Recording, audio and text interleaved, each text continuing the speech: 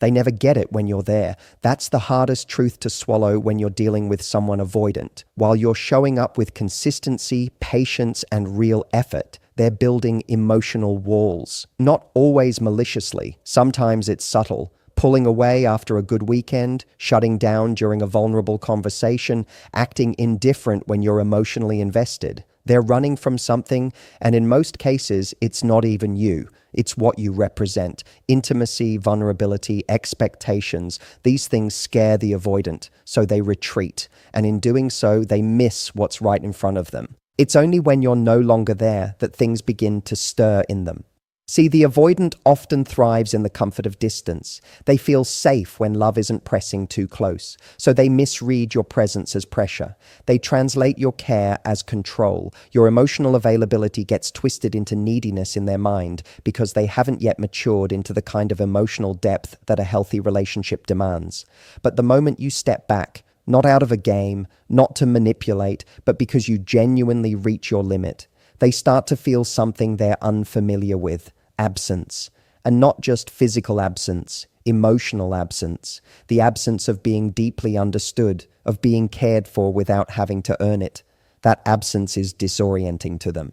They may have thought they could easily move on, that they could replace your energy with someone who asks less of them, someone who doesn't challenge them emotionally, someone who's easier, but easy doesn't mean fulfilling. And surface-level connections only work for a short time before reality catches up.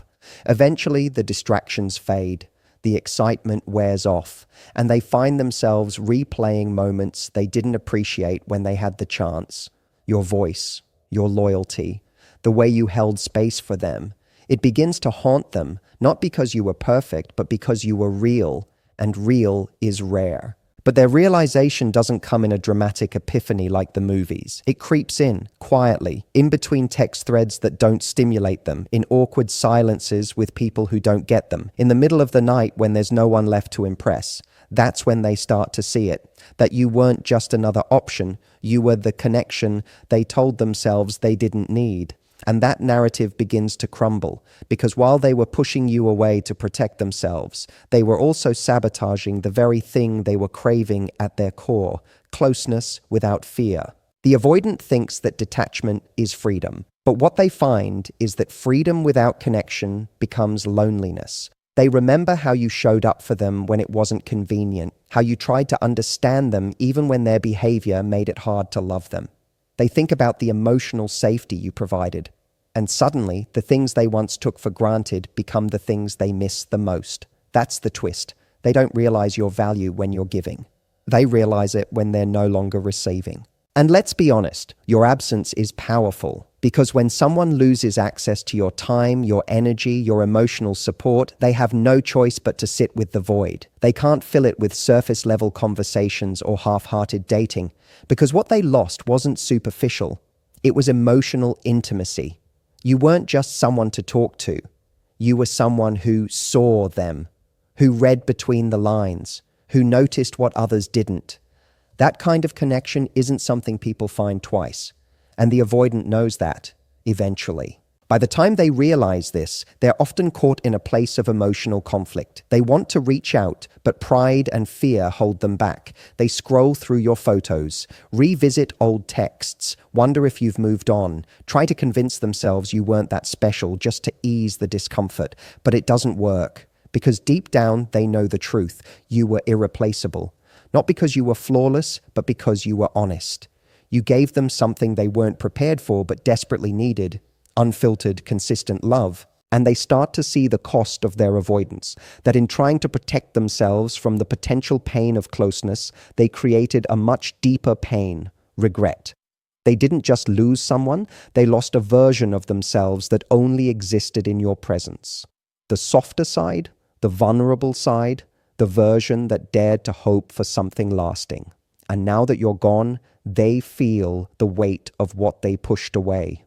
It's not just missing you, it's mourning the connection they didn't know how to handle when it was in front of them. They may try to convince themselves they can move forward, that someone else will give them what you gave. But over time, they learn something very few admit out loud. Some connections can't be duplicated, because some people don't just fit into your life, they shift it, and while they might find companionship again, what they had with you won't be replicated. It can't be, because it was born from authenticity, from effort, from two people trying, even if imperfectly, to build something real. And while they were busy underestimating you, you were evolving. They didn't notice the strength it took for you to love them with your whole heart. They missed the emotional maturity behind your patience. And they certainly didn't see the courage it took for you to finally walk away. But absence has a way of clarifying what presence obscured. And when the avoidant finally understands you were never replaceable, it's not just a realization, it's a reckoning. They said you were too much, too emotional, too intense, that you cared too quickly, loved too deeply, and asked for too much. But what they failed to see is that what they called too much was exactly what real love requires. You weren't asking for attention every hour of the day. You weren't demanding impossible gestures. You were asking for presence, for clarity, for consistency. You were asking for the basic things that make someone feel safe and seen. But to an avoidant, even the basics can feel like pressure. And instead of recognizing your emotional investment for what it was, love with substance, they labeled it as a burden. You were not clingy. You were invested. That distinction matters more than people realize. Clinginess comes from fear, from insecurity. It tries to possess, to control, to hold on too tightly out of desperation. But investment is different.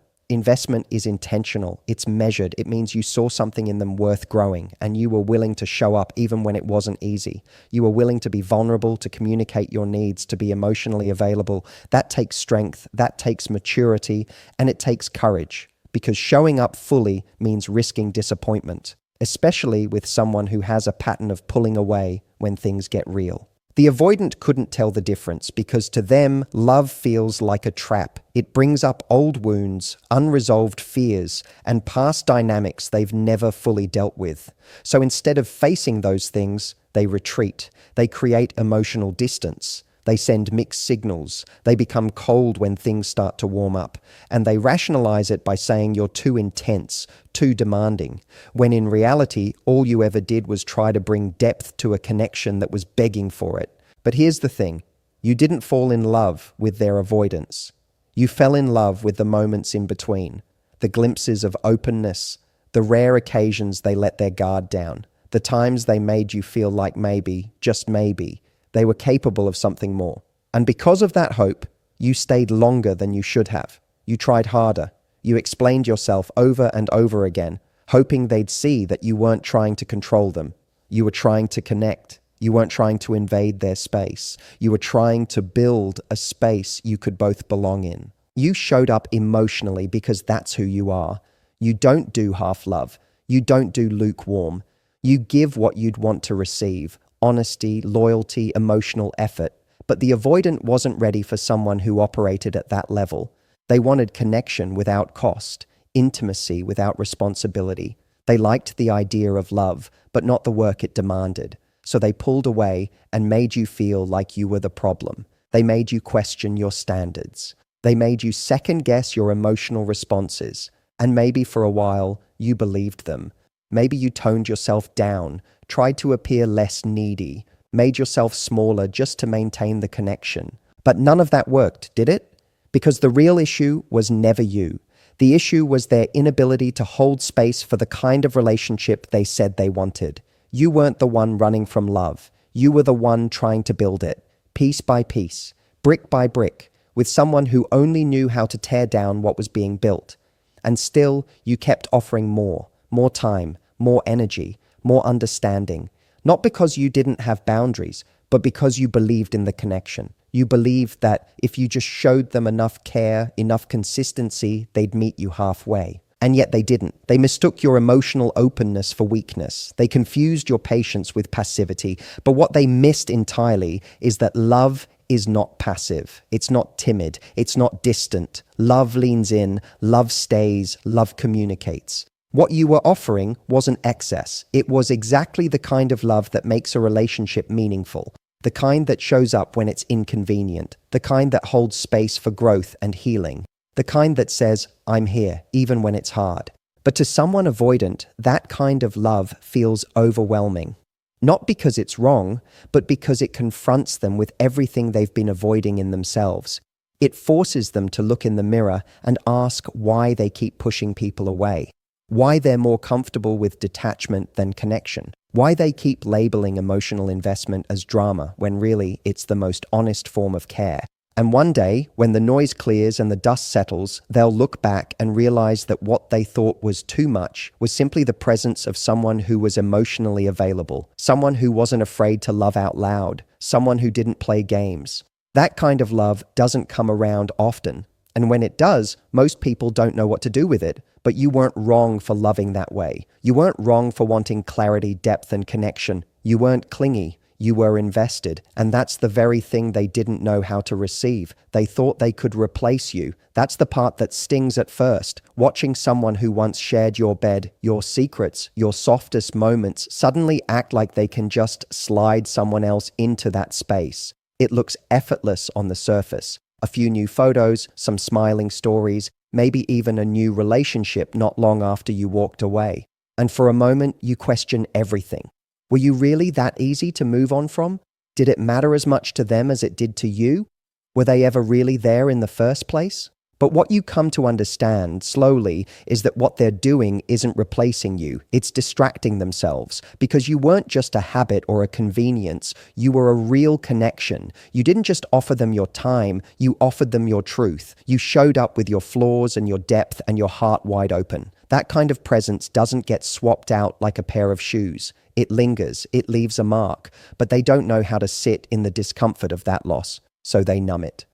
With new attention, with shallow connections, with the illusion of moving on. People like that don't grieve immediately. They avoid it. They avoid the feelings that come up when someone truly meaningful exits their life. Instead of processing, they perform. They put on the face of someone who's fine, who's thriving, who's better off. But inside there's a growing awareness that something is off. Because the more they try to replicate what they had with you, the more they realize it can't be done.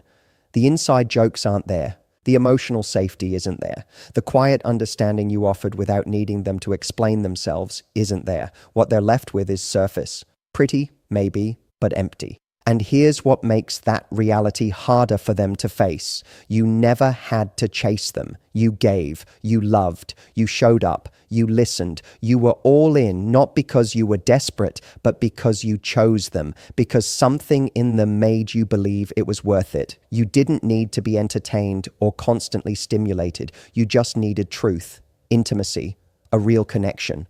But they didn't know what to do with that kind of consistency. They mistook your groundedness for predictability. And now that you're gone, they can't find that anywhere else. So they search. Not because you're easily forgotten, but because your absence creates a discomfort they're not ready to face. The kind of discomfort that comes when you realize you had something real and you didn't know how to hold it. The kind that creeps in during those quiet moments when there's no one texting them goodnight, when they hear a song that reminds them of you, when they laugh and wish they could share it with someone who really got them. Those are the moments that bring you back, not just as a memory, but as a realization. They didn't lose someone ordinary. They lost someone who gave them emotional depth, care, and intention. But the avoidant doesn't always understand this right away. They operate in delay. While you were present, emotionally available, and trying to build something real, they were holding back, testing the waters, keeping one foot out of the emotional door. So they never experienced the full weight of your love until it was gone.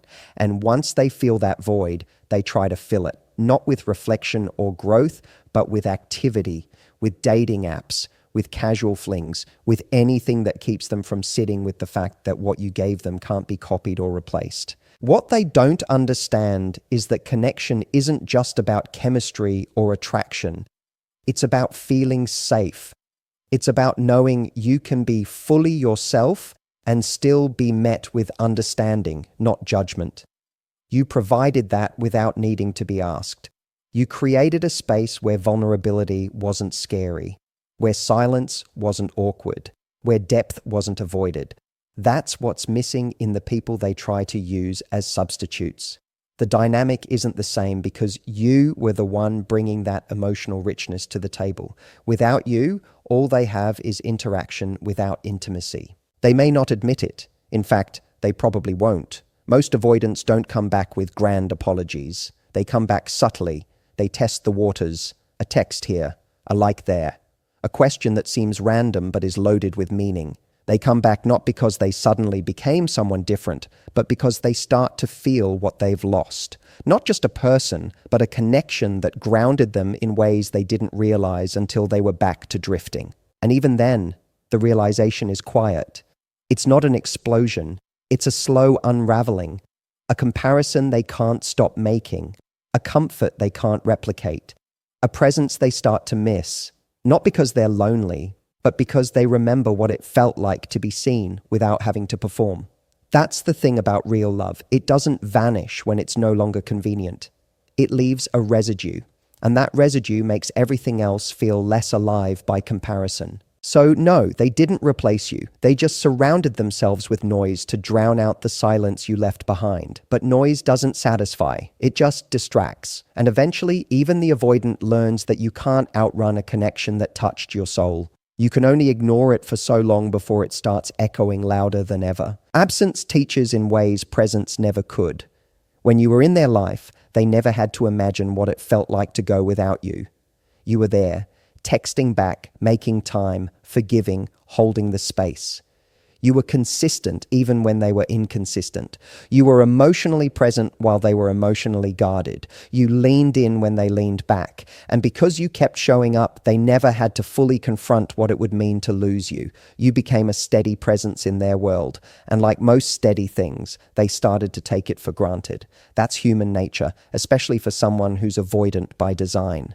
They confuse stability with predictability. They equate emotional safety with boredom. But once the presence disappears, everything changes. The silence becomes loud. The texts that used to come in regularly are gone.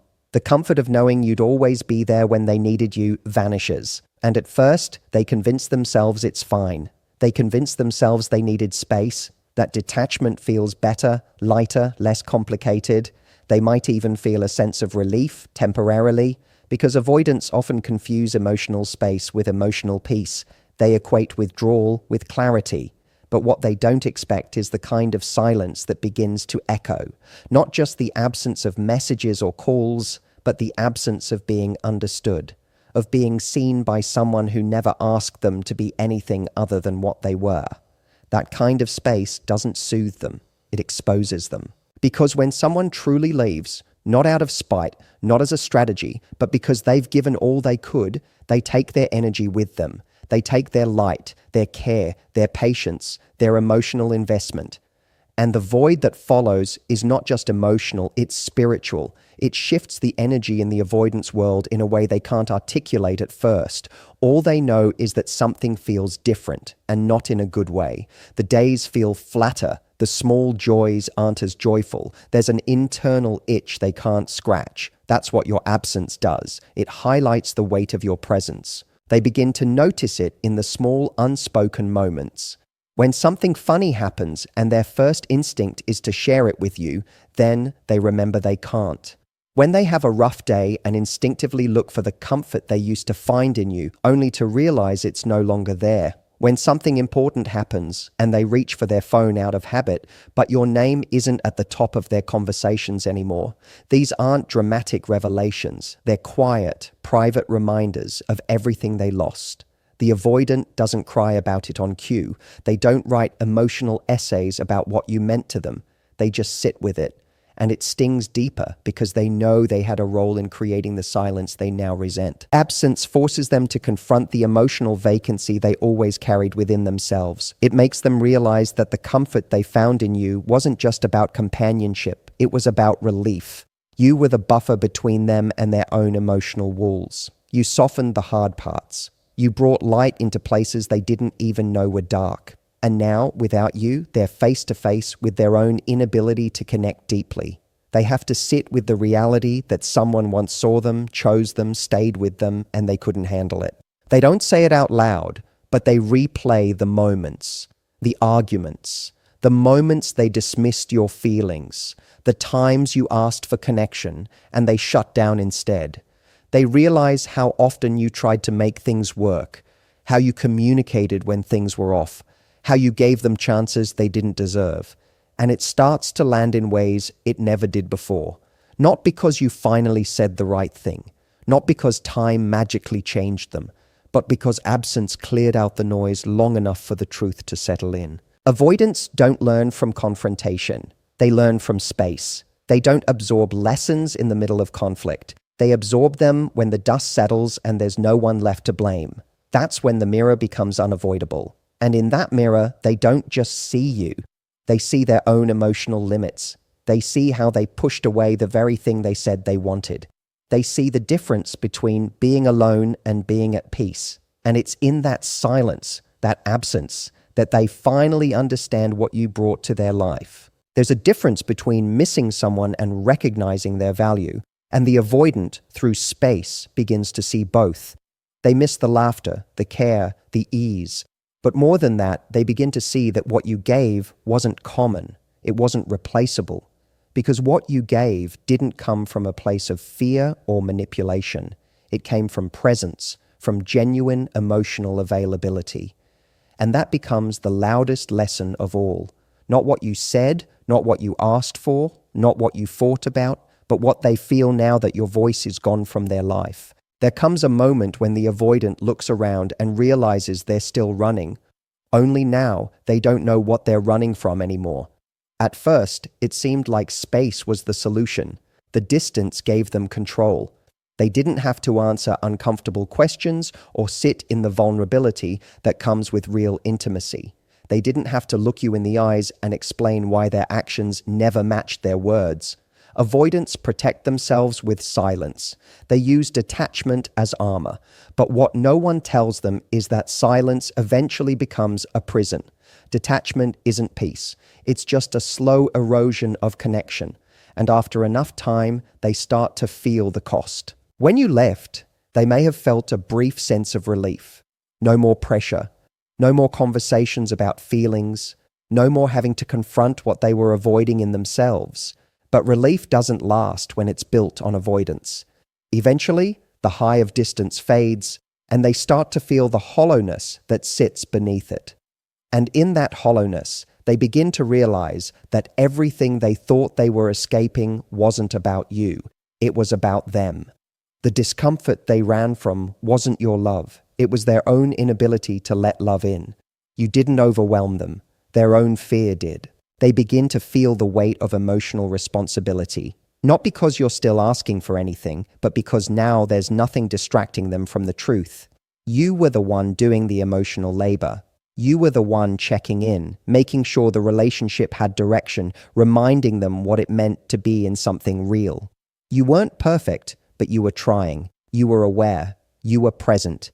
And now that you're gone, they start to notice just how much of that emotional structure was built on your effort. The weight of the relationship was never equal, and they never saw it until they had to carry the silence alone. And that silence does something to them. It starts to point out their patterns. They begin to notice how they keep cycling through the same dynamic, pulling away just when things start to feel close, sabotaging the very thing they say they want, choosing short-term safety over long-term depth. And as much as they'd like to blame the people they've dated, they can't deny the common denominator anymore. It's them. It always was.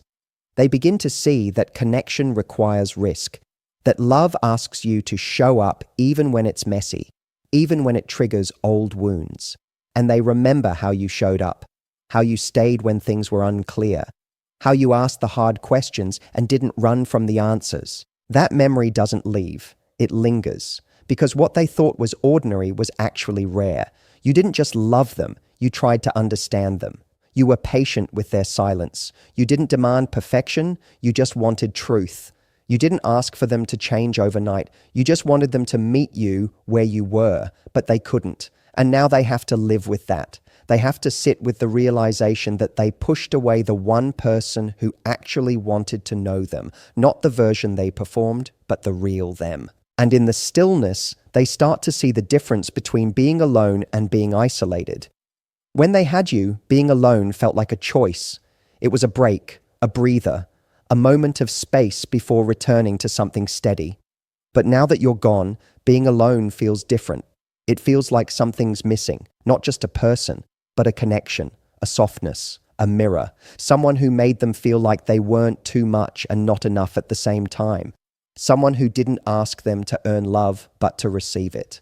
That kind of connection doesn't happen twice. It can't be recreated on demand. And now that it's gone, they can't fill the void with noise. Not forever.